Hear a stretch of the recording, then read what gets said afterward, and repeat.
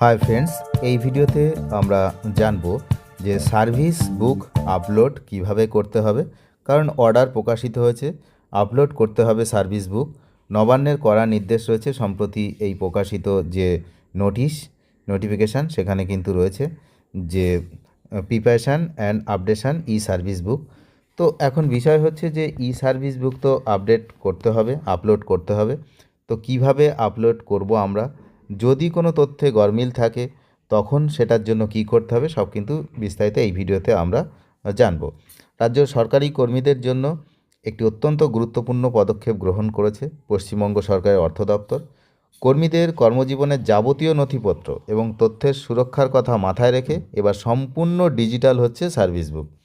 এই মর্মে সম্প্রতি এই নির্দেশিকাটাই জারি করা হয়েছে, যেখানে সমস্ত পুরনো ফিজিক্যাল বা কাগজে সার্ভিস বুকগুলি হিউম্যান রিসোর্স ম্যানেজমেন্ট সিস্টেম অর্থাৎ এই যে HRMS এই পোর্টালে ডিজিটাল বা ই সার্ভিস বুক হিসাবে আপলোড করার কড়া নির্দেশ কিন্তু দেওয়া হয়েছে। তো কেন এই ই সার্ভিস বুক এত গুরুত্বপূর্ণ? কারণ সরকারি কর্মচারীদের ক্ষেত্রে সার্ভিস বুক হলো সবথেকে অপরিহার্য একটি নথি। এর ওপর ভিত্তি করে এই কর্মীদের চাকরিতে স্থায়ীকরণ বা কনফার্মেশন, পে, সমস্ত কিছু, মহার্ঘ ভাতা, বকেয়া ডিএ মেটানোর মতো গুরুত্বপূর্ণ কাজগুলো কিন্তু সম্পন্ন হয়। এবার এতদিন ধরে কি হয়েছে না, এই তথ্যগুলি খাতায় কলমে থাকায় অনেক সময় তা নষ্ট হওয়া বা হারিয়ে যাওয়ার আশঙ্কা থাকতো। এবং আপনারা জানেন যে অনেকের যারা পুরনো পেনশনাররা রয়েছেন, অনেকের কাগজপত্র তারা এখন ফাইনালি অফিসে খুঁজে পাবেন কি না সেটাও কিন্তু একটা সমস্যার বিষয়। তো এইগুলো কিন্তু সমস্যা থাকতো যে হারিয়ে যাবে, কাগজে হলে যা হয়। এই সমস্যা দূর করতেই রাজ্য সরকার এই যে WBIFMS এই যে পোর্টালের মাধ্যমে সমস্ত তথ্য কিন্তু নেবে, অনলাইনে জমা নেবে এবং এই পোর্টালের মাধ্যমে অনলাইনে কিন্তু সমস্ত কিছু করার সিদ্ধান্ত নিচ্ছে। তো এর আগে অনলাইনে কিন্তু জিপিএফ এবং সেলফ অ্যাপ্রাইজাল রিপোর্ট চালু করার মতো সব কিন্তু অনেক কিছু পদক্ষেপ নেওয়া হয়েছে, যেগুলো ইতিমধ্যেই বাস্তবিত হয়েছে। তবে এই ই সার্ভিস বুক প্রস্তুত করার কাজ 2019 সালে শুরু হলেও এখনও অনেক দপ্তরই এই কাজ কিন্তু সম্পন্ন করেনি। বহু পুরনো, এই দেখুন এখানে ডেট লেখা আছে 5/11/2019। তো সেখান থেকে কিন্তু শুরু হয়েছিল, তো এখনও সেটা কিন্তু কাজ করেনি। এবার ডিজিটাল এই যে ব্যাপারটা হবে, তার কি কি ধাপে হবে এবং সময়সীমা কি রয়েছে সেটাও কিন্তু আমরা জানব।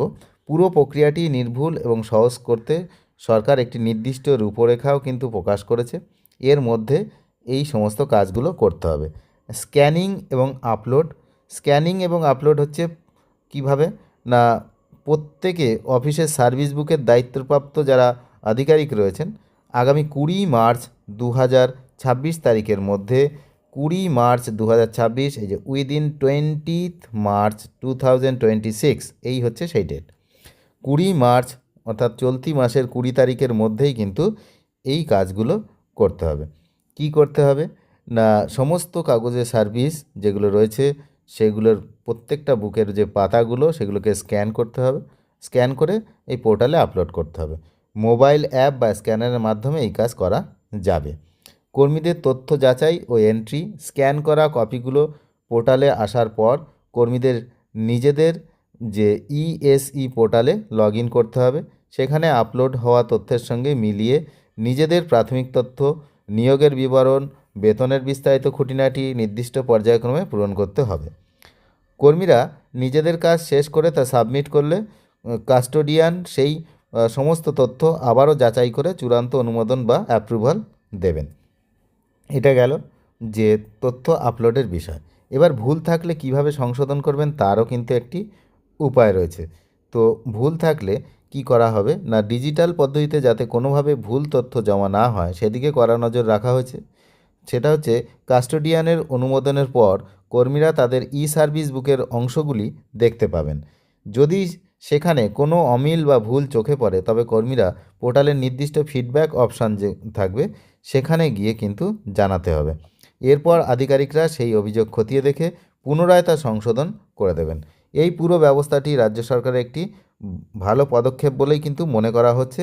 কারণ এই বকেয়া ডিএর আবহে এবং সামনে ভোট, এইগুলোকে সামনে রেখে এই যে কাজগুলো করছে, তো এই বিষয়টা কিন্তু একটা অন্যরকম বিষয়, একটা যুগান্তকারী পদক্ষেপ সরকারের, সেটাই মনে করা হচ্ছে।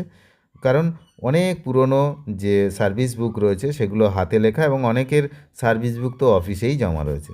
সেই অফিসগুলো আদৌ সেখানে আছে নাকি নেই, বা অন্য কোথাও ট্রান্সফার হয়েছে, তো সেইগুলো কী হয়েছে সেটা কিন্তু কেউ জানে না। সুতরাং এইভাবে পুরনো যে সার্ভিস বুক সেগুলোকে 100% আপলোড করা কতটা মানে হবে, ঠিকঠাক হবে, সেটাই এখন দেখার।